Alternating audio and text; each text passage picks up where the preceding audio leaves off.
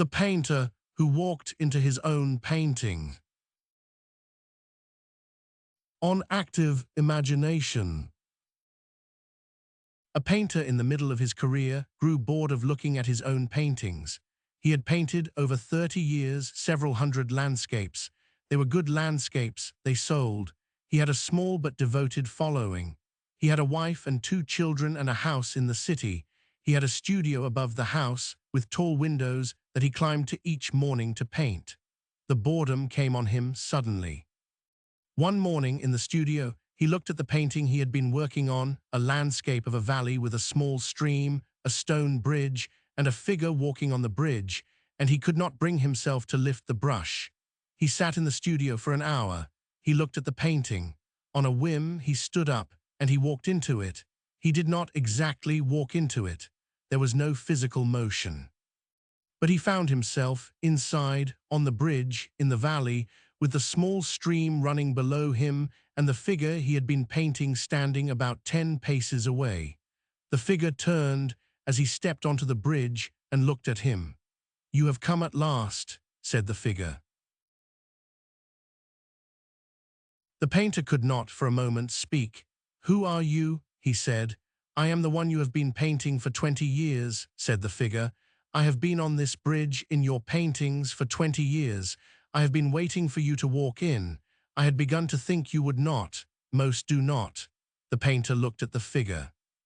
The figure was a man of about his own age, dressed simply, with a slight stoop, a thoughtful face, a small wound on the right hand that the painter had painted many times without quite knowing why.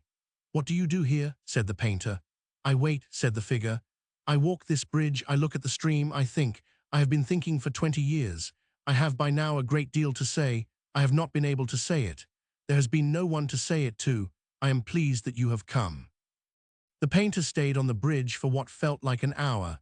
The figure spoke. The painter listened. The figure told him a number of things which the painter would not afterwards be able to repeat, but which he understood at the time and which changed him.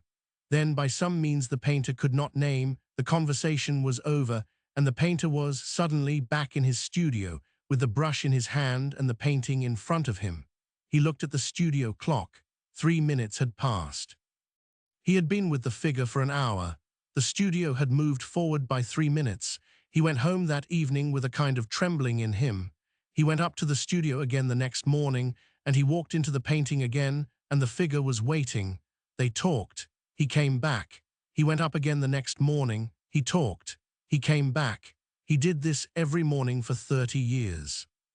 The figure was, he came to understand, not exactly a separate being and not exactly himself. The figure was a kind of meeting, a thing that came into being when the painter went in, that ceased to exist when he came out, but that remembered everything and that had somehow a continuous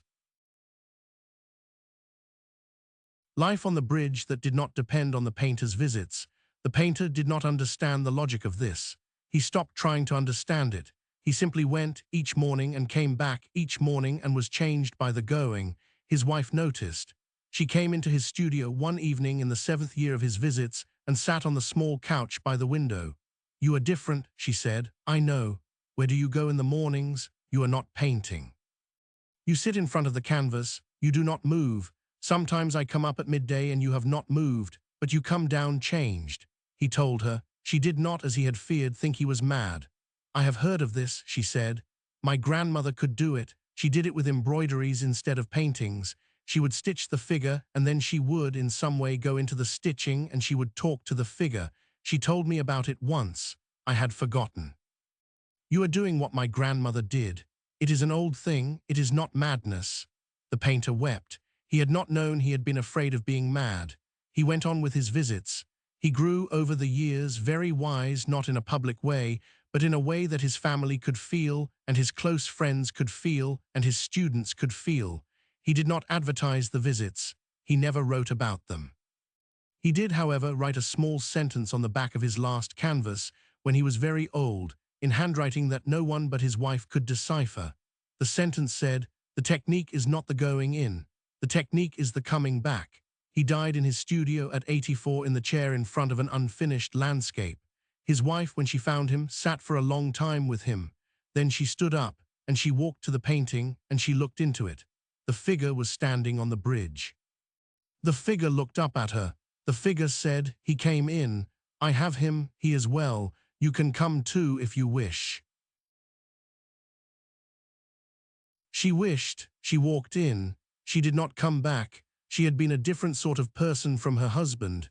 She had not, perhaps, needed to come back. The figure had her now, and she had him, and they walked the bridge together. The painting hung in the family home for 2 more generations, and then was given to a small museum in another city, where it hangs to this day, and where, very occasionally, a visitor stands in front of it for an unusually long time and looks like they are listening, and then walks away changed.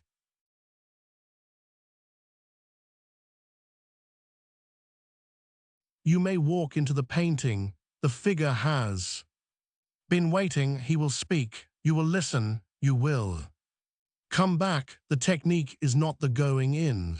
The technique is the coming back. The few who do not come back are not necessarily lost.